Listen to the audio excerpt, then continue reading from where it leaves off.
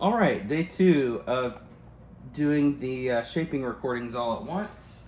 We're starting again with Nami, and you ready? Come on. Get it. Yes, good girl. Yep, come on. What did I do last time? Oh, I started off doing it good. Good. Yeah, no. Good girl. You wanna play?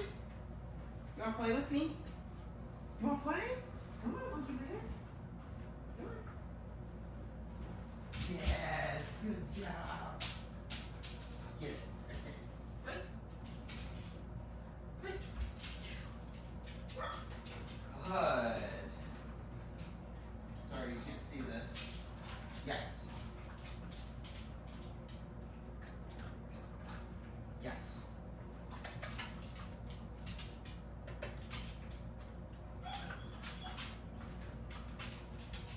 Good. Using a little bit of luring now. Yes. Yep. Come on. She does not like the tripod. I brought it today thinking maybe she would be fine with it, and she's not loving it. She said, I'm gonna just go be on the couch for a little bit. I'm just gonna move it to a little far off spot. That way. Get something done. Yes. Yes, give me. Come on, Booger Bear. Get up. You gotta come off your couch. You gotta come off your throne. Ugh. Come on. She's like, fuck this. I hate this. Alright. I'm gonna grab a leash. Grab a leash, any leash.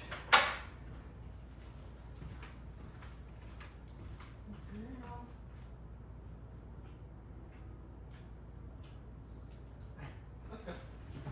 Nice. Alright.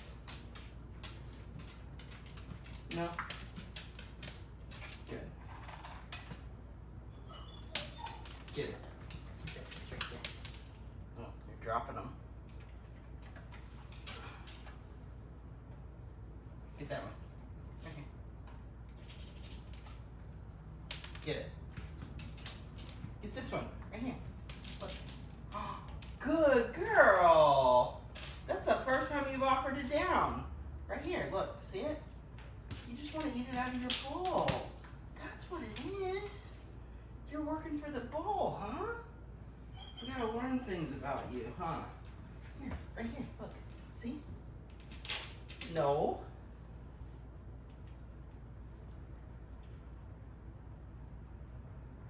Do you want to lay down? Right here. No. Good. Right there. Good. Sit. Sit. Good. No. Eat it.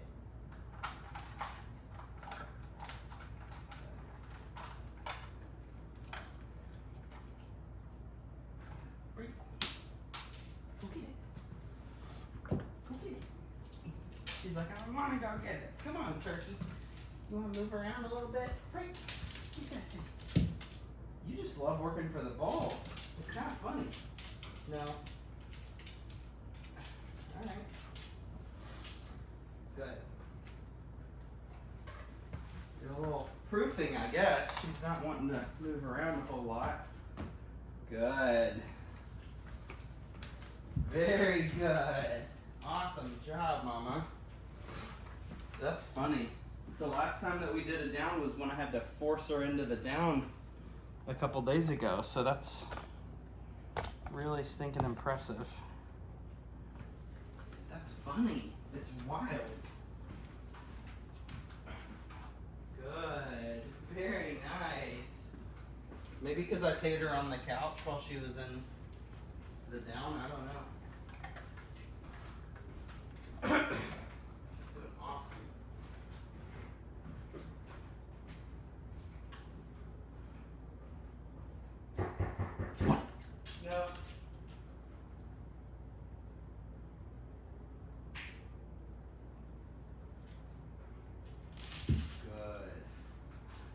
pay you this first time for that nice little redirection that you just gave. Using the door knocks and the doorbell here. Oh wait, there is no doorbell. Good. Good girl. Alright, here we go. You're almost done here. These girls are making messes, huh? What are you barking at? What are you barking at, huh? She said, I just want to rest and be a potato. Good. Very nice. Notice the food goes by a lot faster when you're doing yes and good and no breaks. Get it? No breaks. Blow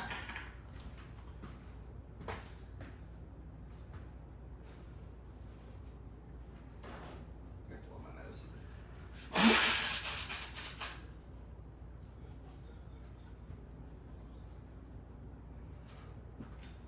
Good.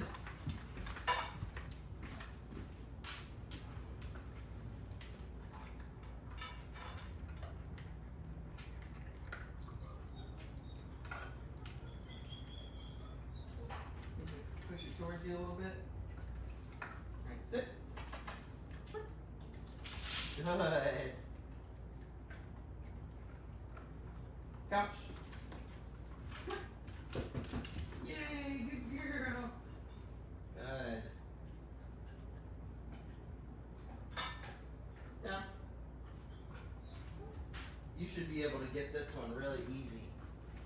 Good girl, very nice. All right, that was good. I should say it wasn't terrible. All right, that was Nami. Took a little bit longer than I thought it would, but that's okay. Now we're gonna bust Frankie out of here. All right.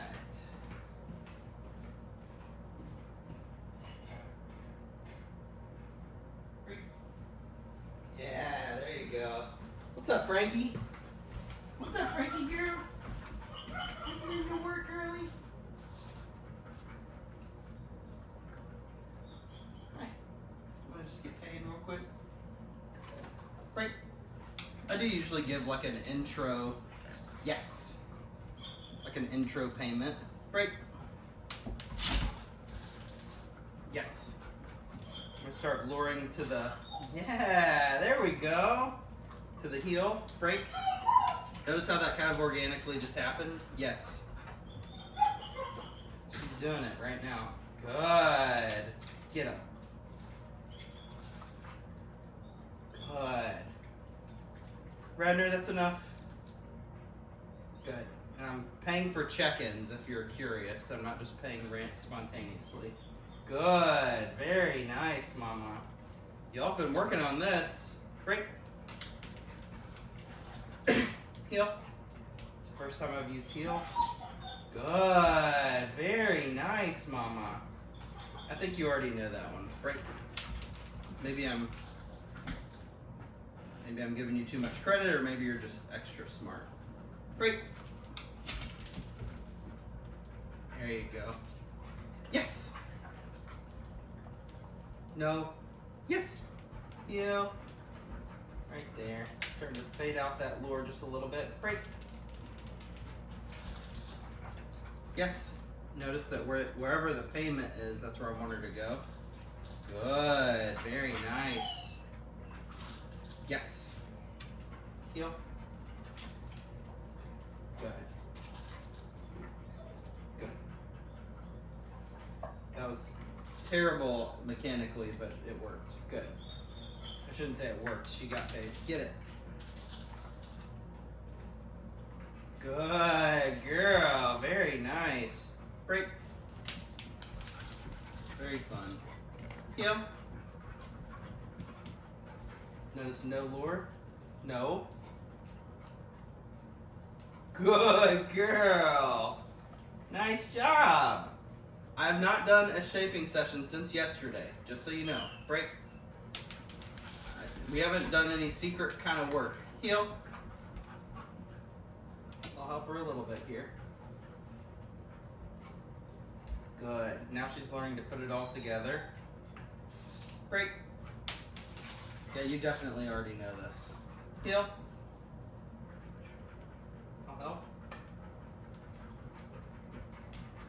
Good. Now, in the beginning phases of teaching heel, break, I'll actually step my foot back with the lure, like this, heel. Notice how I leave that little space open? And she follows that left leg forward too, once I move it back forward. Good. Get him. Get him. Good girl. Very nice. She waited that time. Break. This is why puppy brains are so good at shaping. Heel. No. Good. Sorry. I always tend to drop food when I'm... Oh God, it's in my crock. That's not a good thing to have in there. Alright, there's 4 pieces there. Get them. Get it. Get that one. There's 5 pieces. Get that one. And this one right here. Yeah. Break.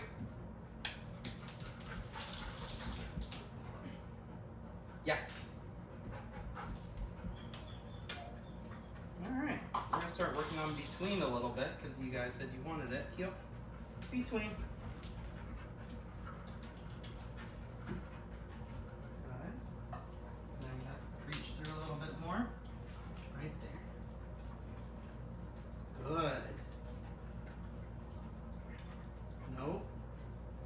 Good girl, good.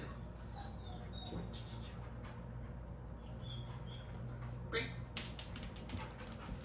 That was excellent. Yes.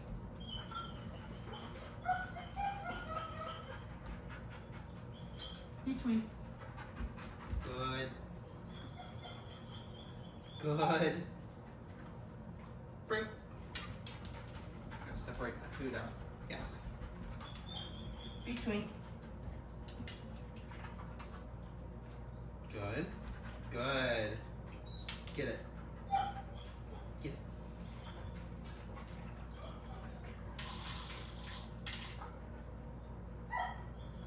Yes. Between. Good. Break. Yes. Between. Break. Break. Yes. Between. Break. Yes. Between. See where I'm doing with my marker and my command? Break.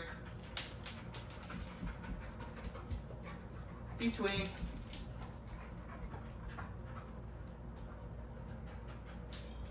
No. Between. Yes. Good girl. Break. Went a little too fast. Yes. Between. Good. Break.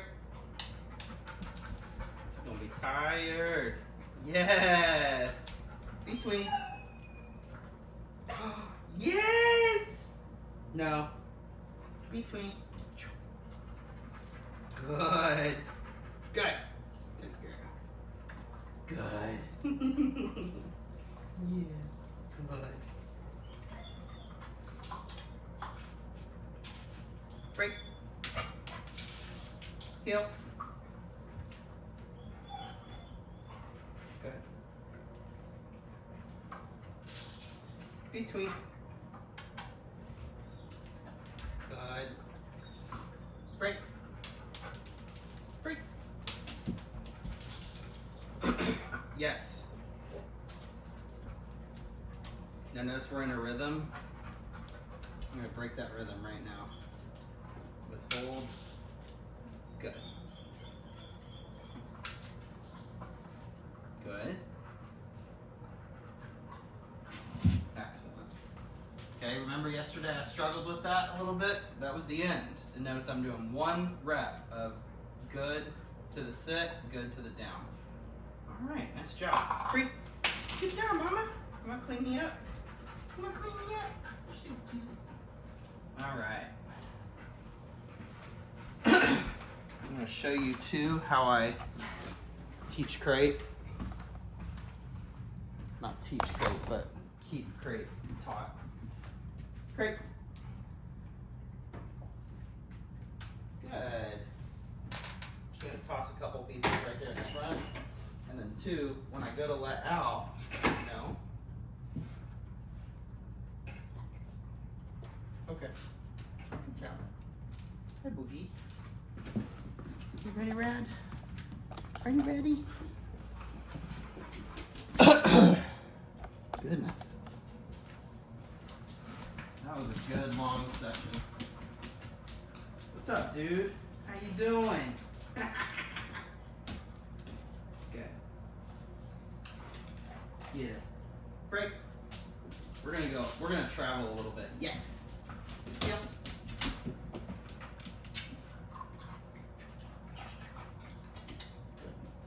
Break. We're gonna be all over the place. Heel. A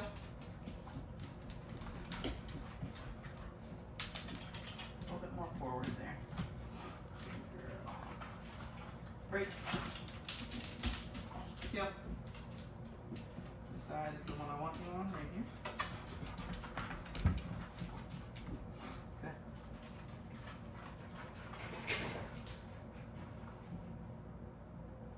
Good. And I want eyes on me, not on the bowl. No. Good. Good redirect. Go get those. Yeah, you broke two different things in a row. That's okay. Heel. That's the thing is, like, it's not going to be perfect. Good. Come up here.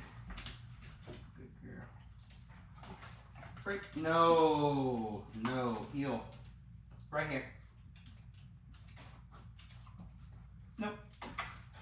Follow that lure. Because my back is hurting and I'm not bending enough.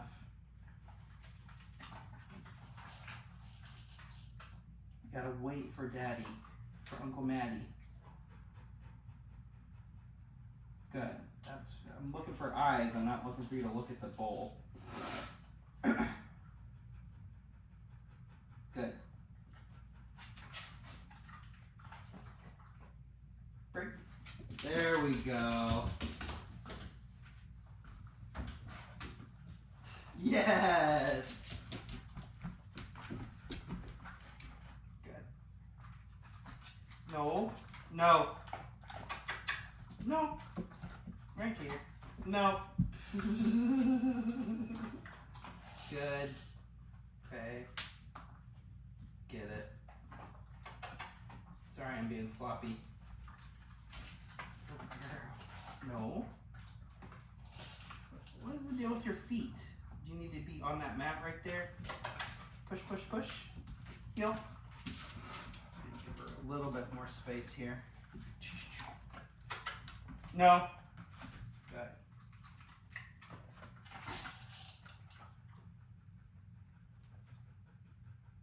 Good.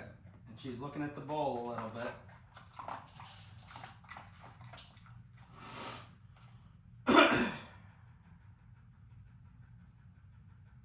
Good. Break. Yes. Get him. Down. Good.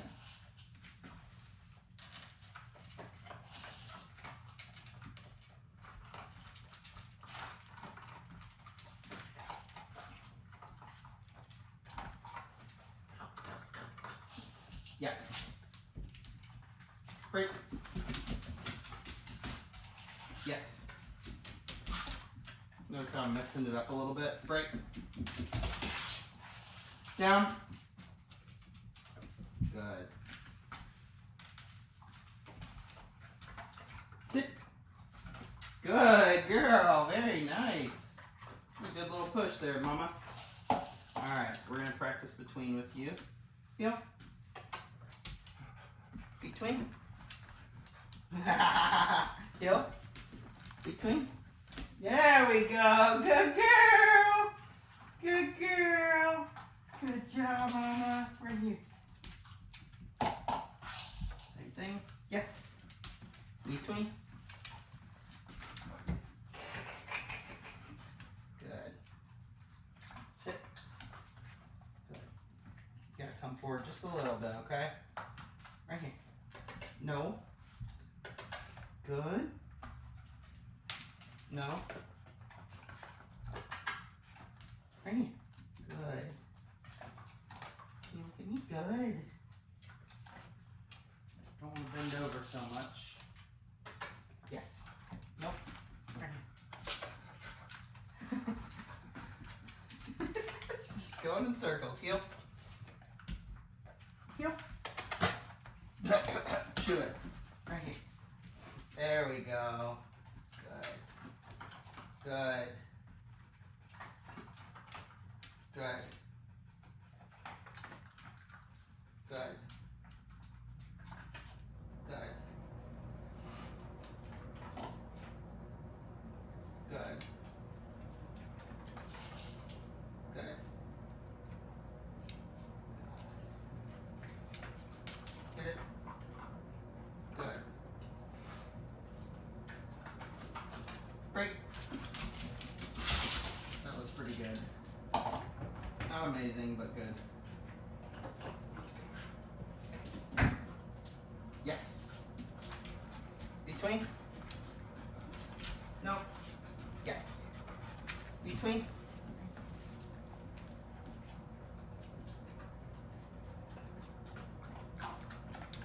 Girl, Rad. Good. This is a good burp, too.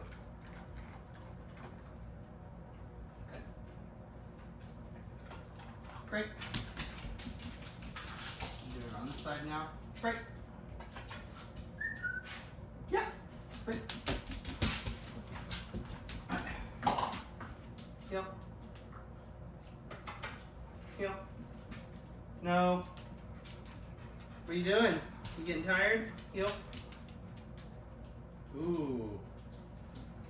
She said, fuck you, dude. Mm-hmm. Get that. Good. Break. Heel. I'm going to show you a little bit more, okay? I'm going to help you. Good. Break. Yes. Yep. She needs work on this lure right here.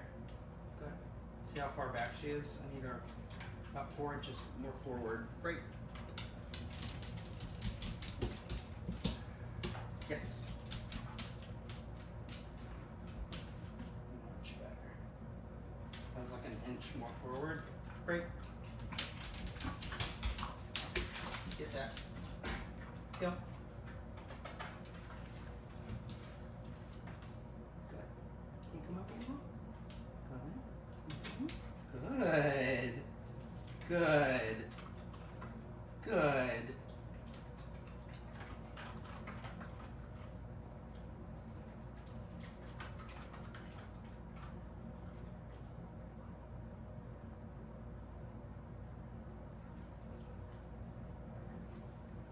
You need a burp.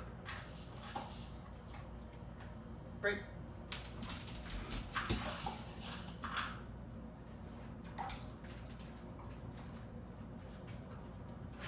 Yes.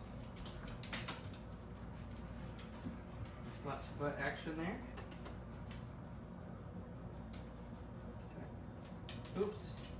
No. Come forward a little bit. There we go. There we go. Get it. No. Oh. There we go. Good girl.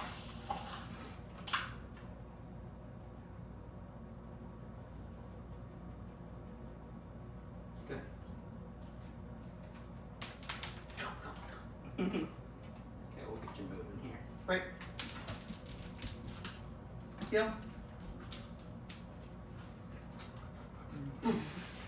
Break. Sloppy. That's my fault. Right here. Right here. Yeah, before we do your between, you gotta have a good heel.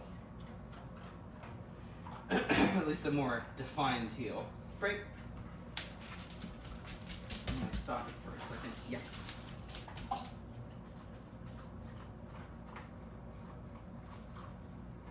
Keep this one fresh here too. Good.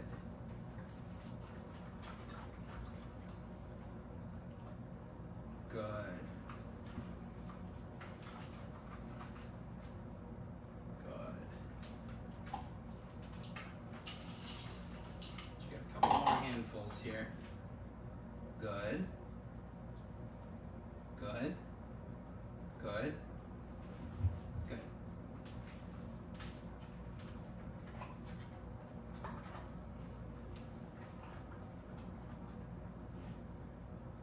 Good.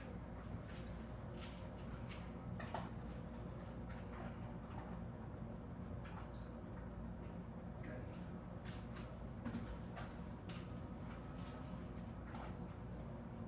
Sit.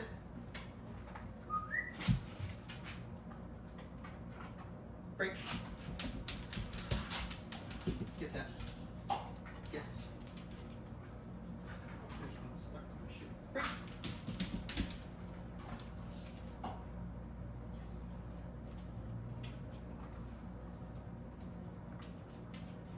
Yes. Good.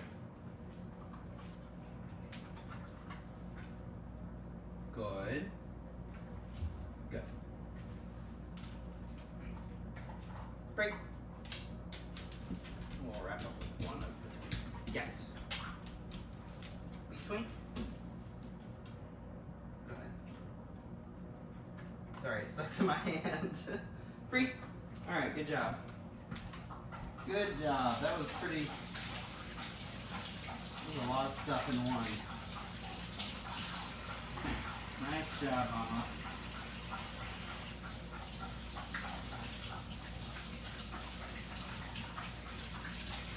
So a couple things today. Nami, I think probably part of it too was that I didn't leave a long gap between their play session and doing shaping. So I think Nami was a little bit warm still.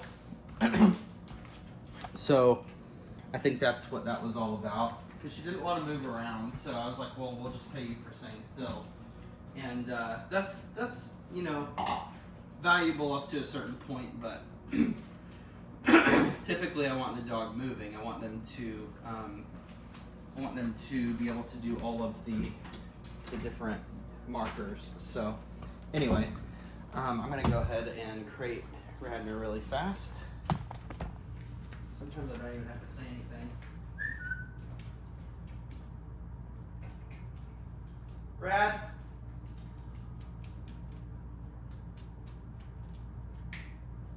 No. She's like, screw you, dude. Radnor, come here. Hi, what are you doing? You need some more water? Did you have a bone? You got a bone right here. It's right here. I put it in here earlier for you. Good girl. Great. Good. Good girl. So she does like to have her little chew bone inside the crate, and that's totally fine. I don't really care about that.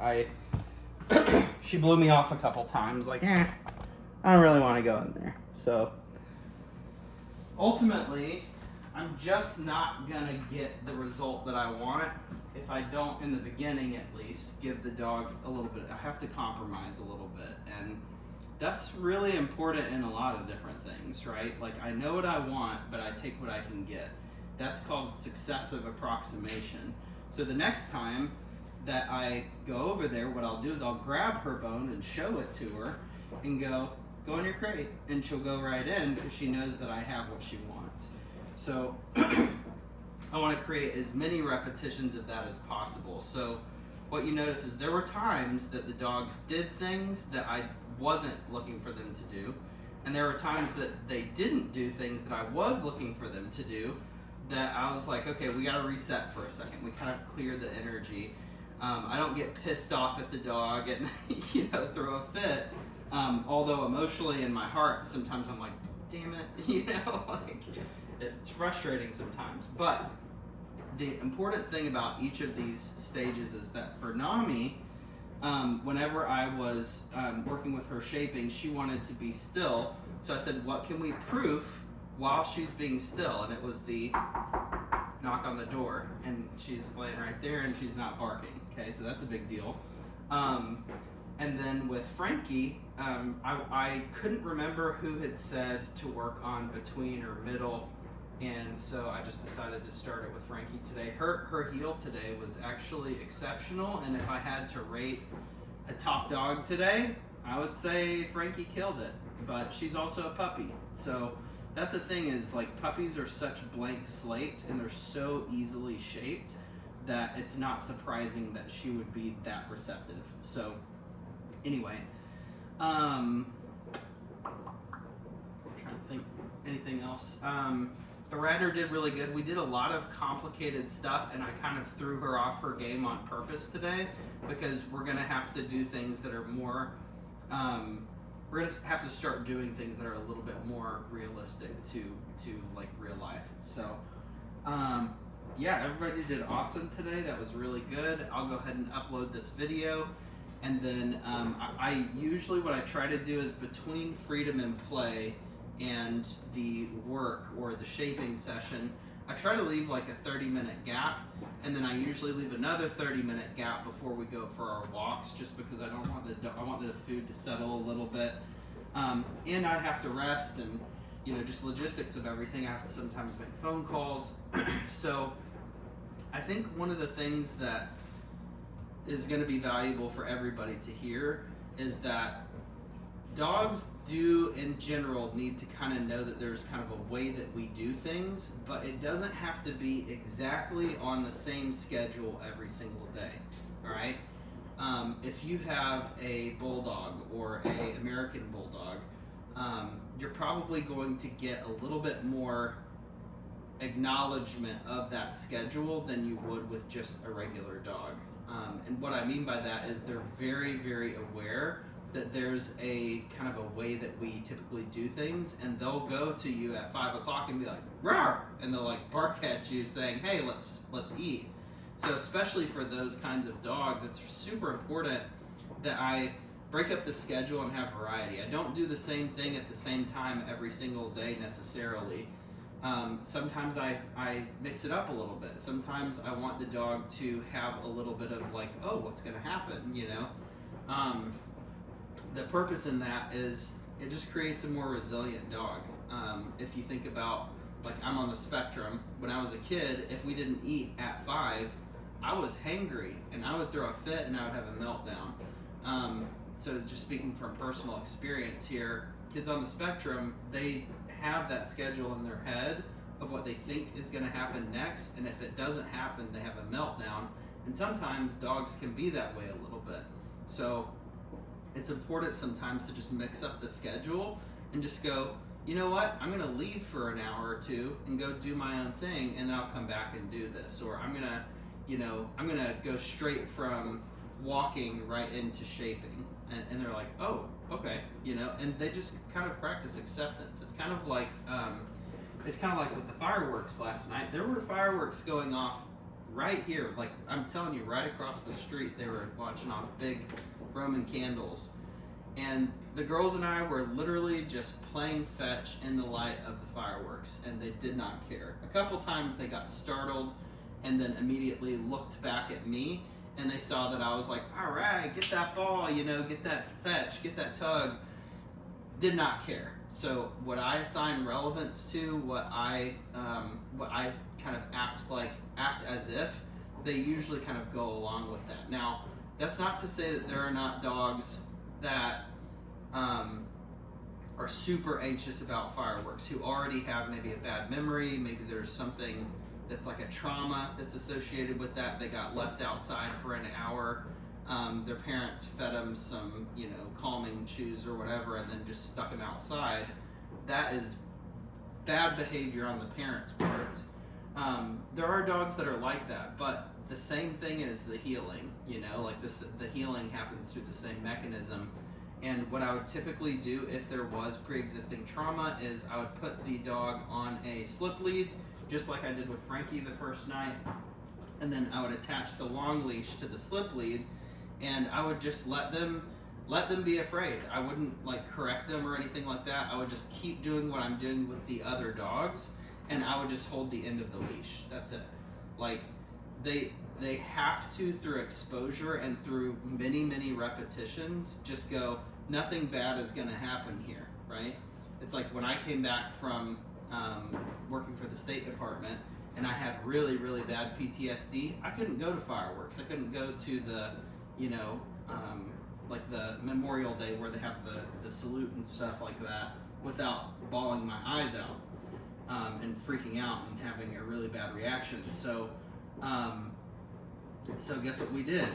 We kept going to fireworks. We kept going in proximity to fireworks. Then we started getting out and going to fireworks events, and it got to the point where I could actually enjoy them. Like, it wasn't just toleration or acceptance.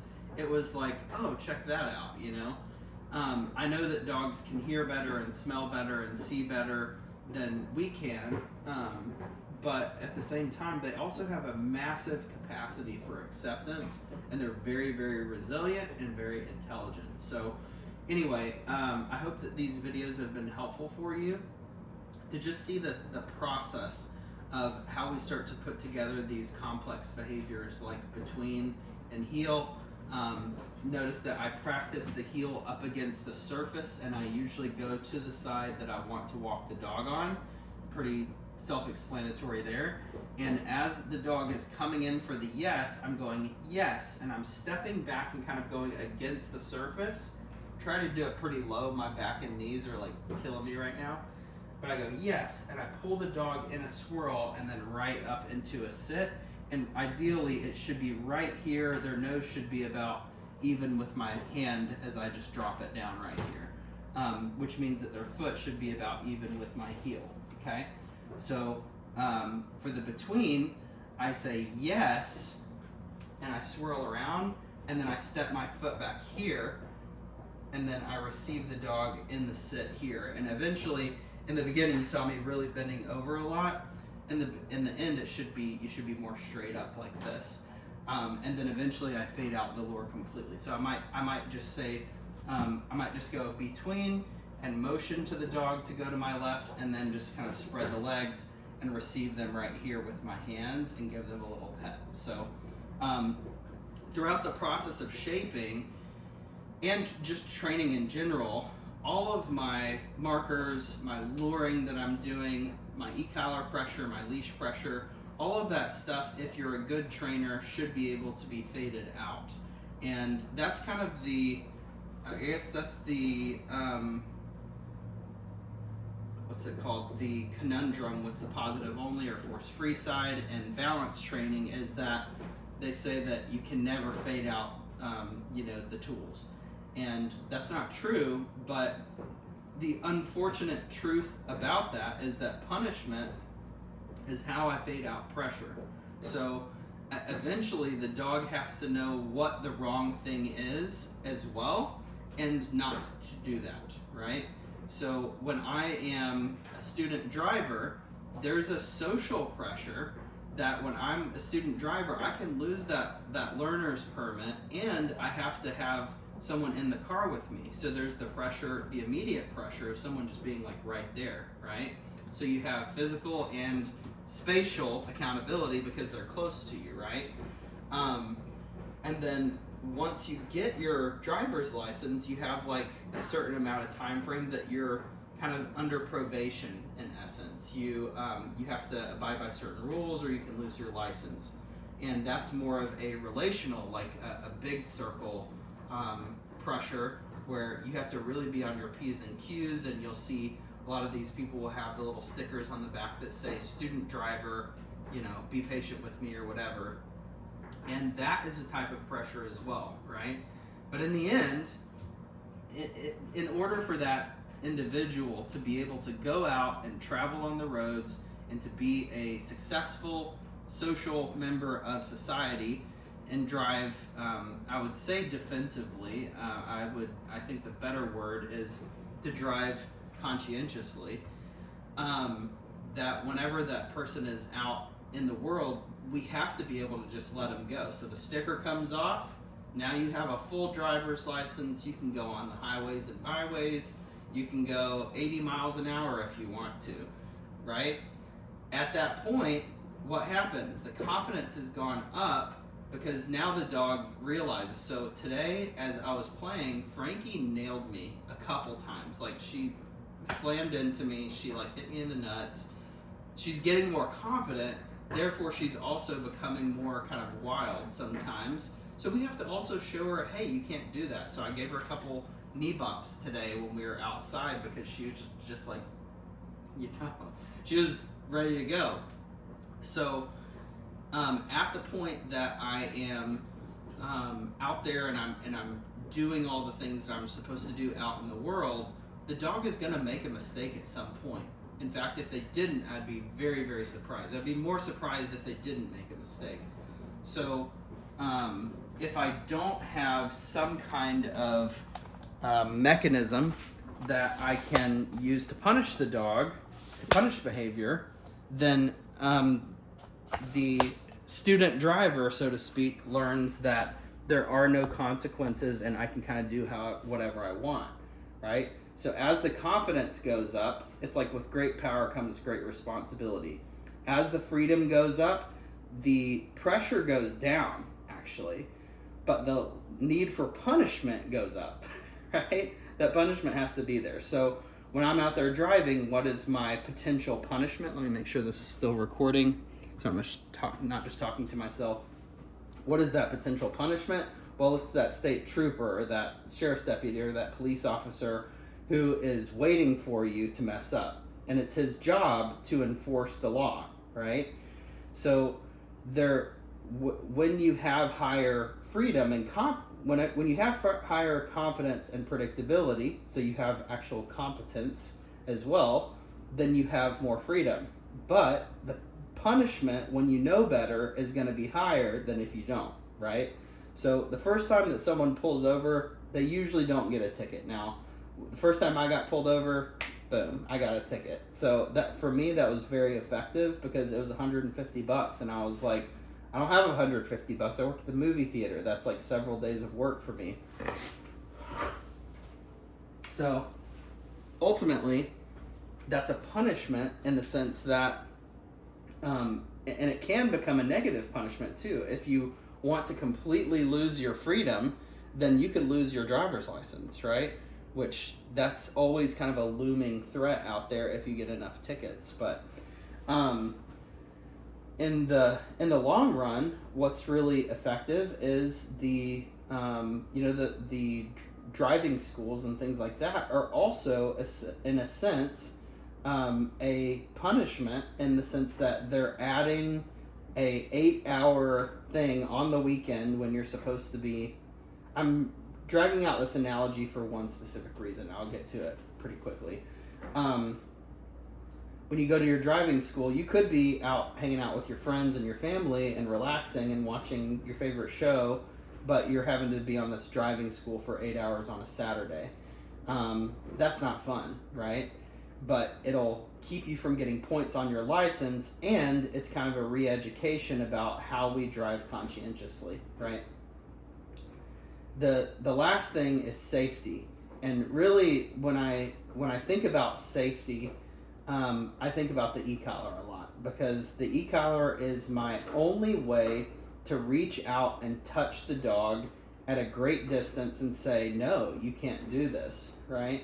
So you may have seen a post yesterday where I was talking about low-level Ecollar usage. You've probably heard me say this, but I use low levels in conditioning, but just like the leash, if I don't at some point get to a punishment, then the dog is always going to blow me off, which is why it's important for the dog to feel that prong collar or that leash pop engage and go, ooh, that wasn't pressure. That was a punishment. That was a positive punishment. I'm adding something to decrease a behavior, okay? So if I use the Ecollar properly at some point, I should be able to stop using it, all right? Larry Crone compares the e-collar a lot of times to a seat belt, and I think that there's problems with the analogy, but I think it's a very accurate statement. When I consider it that way, if I get in my truck, you've seen my truck, it's very big. If I get in my truck and I have to use my seat belt for what it's intended for, which is life-saving, every time that I get in my truck, I probably shouldn't have a license, okay? And I'm saying this specifically for you people, okay? For you 6 people. If you have to use the e-collar for what it's intended for every single time that you go out and have freedom and have play, after a while, if you're still using it every single time, you gotta go backwards. You gotta figure out, what are we missing here? I'm either not establishing relevance, I'm messing up something else, right? So there are times where a dog should be on a leash that they're not on a leash, and there are times that the dog probably should have been off leash, but they're on the leash and they get stuck on something and then they make a bad decision. So long story short, if I have to use my seat belt every single time that I get in my truck for what it's meant for, I probably should have my license revoked. All right. If I have to use the e-collar for what it's intended for every single time, like if I'm using it for pressure, for example, that low-level e-collar stem, and I'm just nagging the dog constantly, that is not effective. In fact, it's desensitizing the dog to the collar, and that's not what we want. We want the dog to be sensitized to the collar. We want to be able to use the lower levels if we must, but to be willing to use the super higher levels so that we can push that number further down. Okay, the way that I have historically done this is to explain to the client, this is just a tingle or a tickle. It's very low level. It's humane, safe. You feel it. Yeah, it's not that bad, right? That's how I've explained it in the past. The problem with that is then the client gets in their head that, oh, that's what we're always going to do, that we're never going to actually get up into that shock territory. And I think that that's super dangerous. I think that is, I've seen clients who they're using it 2-3 years later as pressure, and I'm like, yo, how many times a day do you think you tap that button? And they're like 30 times. And I'm like, that's bad. I might tap my e-collar 30 times for Mila in about 5 to 10 years. Like, that shouldn't be tapped that much. Anything that I use as pressure, like the leash or spatial pressure, I can eventually use as punishment, right? That I'm adding something to decrease, right? So if I'm on, let's say, a 10 as the dog's baseline or their working level out in public, and I'm using that as pressure, I would typically say sit, and I would give the dog, after the conditioning process. Actually, we'll talk about conditioning. So there's conditioning, there's combinations, and then there's going corrective. And once I go corrective, I never go back to those baseline levels, because I want the dog to understand my goal is to fade this collar out completely. So I don't want to keep having to use it again. Okay, so let's use Radnor for example, because her baseline is actually pretty low. It's like a 5. But when we're out in public for hey, slow down, my pressure might have to be higher because her arousal has gone up. Yesterday, I had it preset on a 20 because I knew this is the time of day that the rabbits all come out, right? And there was a rabbit in someone's yard. She kind of got out in front a little bit, and I said, don't do it. You're going to regret it. And she kind of looked at me and like that, and I said, come on. And we walked. We kept walking. Then we came across another pair of rabbits. There were 2 of them, and I kind of startled them. You saw the video where I startled them to get them to move. She kind of looked at them, and she said, hey, there's rabbits. And I go, yeah, you see the rabbits? Let's go. And we just kept going. I didn't have to do anything. So that's my mentality behind the e-collar, is that I kind of want her to try to go do something naughty so that I can say, boom, here's the punishment for that. Here's that interruption in thought process. And if I never get to that point, then I'll never be effective with the e-collar. I'll never truly be able to use it what it was meant for, which is teaching the dog how to turn it off as pressure, and then also teaching the dog how to avoid it completely as a punishment. So Ivan Balabanov, who is a world-class trainer, amazing, he doesn't use any low-level e-collar stim. I need to learn more about it. I've been using the e-collar for like 8 years, okay? But a good dog trainer is always trying to perfect their craft. So I just wanted to make that explanation very, very clear, because I probably explained the e-collar to you guys using this same illustration. Now, everything with the levels and everything compared to a shock collar, that's all true. But I need to be able to hone it in for that particular dog, right? I like the ability to do that, at least. For my own personal dogs, though, I use the example with Mila, that if I would have gone straight to when she went off after the coyote, for example, we're at the top, we're at a base of a hill, it's dusk, there's a coyote that's at the top. I thought it was a baby deer, and I said, "You want to go say hi?" She just splits off instantly. As soon as she did that, the coyote realized it was a dog, and it started to zoom off into the woods, and I go, "Oh shit, that's a coyote," right? And I had to go, no, tap, spin it up again, no, tap. So I went from 10 to 20 to 50 to 75. Now, if I would have just would have gone into the environment at like probably a 40 or a 50, I could have used a lower level and immediately stopped that behavior, and that would have been more humane. And I think that's what Ivan's argument is that if you just go into the environment preloaded at an aversive level of correction, where the dog goes, "I am not allowed to, go off and run off towards something," then they're gonna stay gravitated close to you. And if you have ever seen someone shock a dog without really having any justification for it, it's very cringy, right? But I would rather give a dog a slightly higher than normal stim than they're used to, and the dog go, "I don't ever have to get that lesson again." And usually it might be one time, 2 times, maybe 3 or 4 total. I want the dog to learn that in a variety of different contexts, and then usually we can fade it out. So that being said, after all of this, I know this is a lot that I'm going into.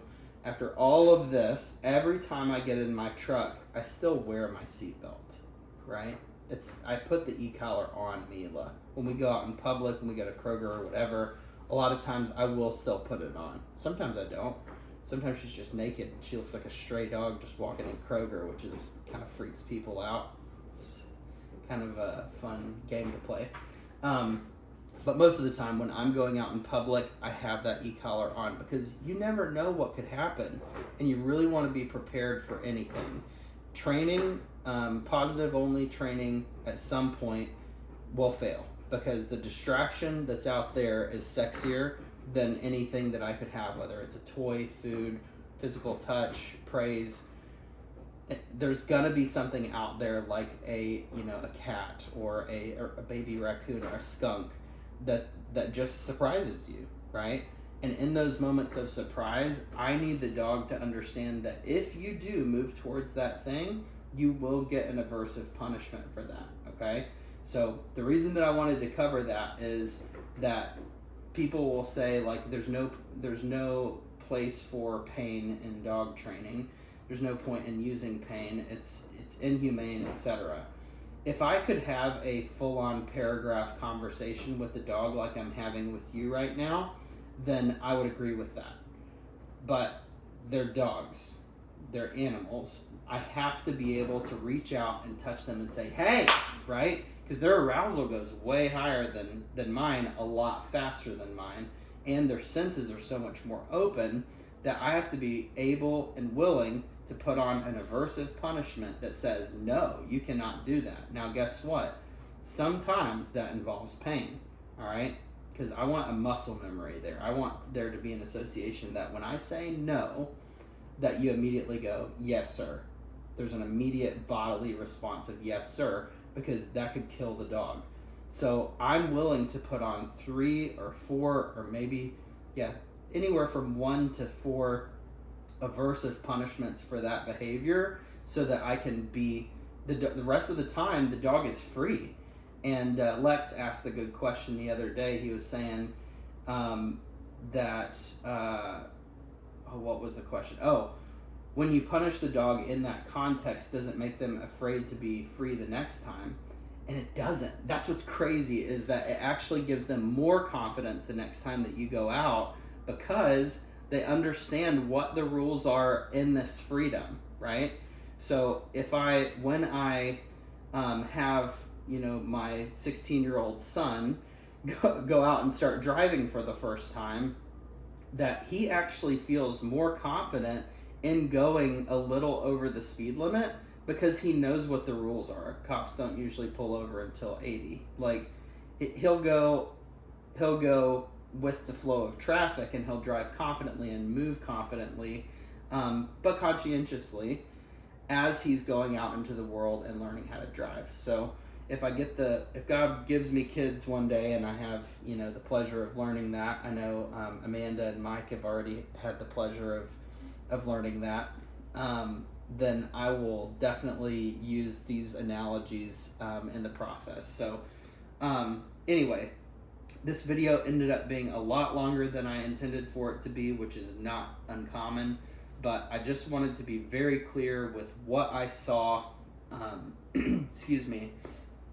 with what I've seen over the last 2 to 3 years in Ecollar training, and why it can fail is that it gives people the permission to do this constant low-level nagging on the Ecollar because they never go corrective.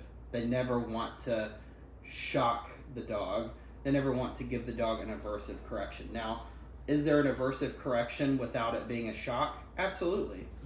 If I give Mila a 20, is that an aversive correction? Yes.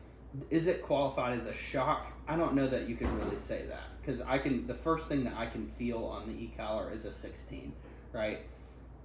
But it's relative, right? It's based on the dog's arousal level. Am I trying to get them to do something, or am I trying to get them to stop doing something? So anyway, to not complicate this further, for Nami and for Radnor, when they get done with their programs, the only level of STEM that you should be using is corrective or aversive. That's the only levels, all right? She knows what heel means. She knows what easy means. She knows what recall is. So 100% of the time that she blows you off, give her a punishment and say, hey, you have to actually, I guess technically if you're trying to get her to recall to you, that would be considered pressure semantically, because I'm increasing the level of motivation to get to me faster. But let's say she runs off after the horses at Preservation Park and you're like, no, don't do that, and she blows you off, hit her, get her with a 30 or a 40 and let her know that you are not allowed to do that. This could save your life. Then the next time that you go and she sees the horses, she'll probably ignore them. You could probably walk right by them. So that's what I'm saying, is that with these punishments, it actually gives you more freedom to do the stuff that you should be able to do anyway, which is freedom and play. It's going and blasting energy out into the environment, and it's pushing energy into me through play. So anyway, I'm going to wrap it up here. Hope that was helpful. Hope it was useful. Talk soon.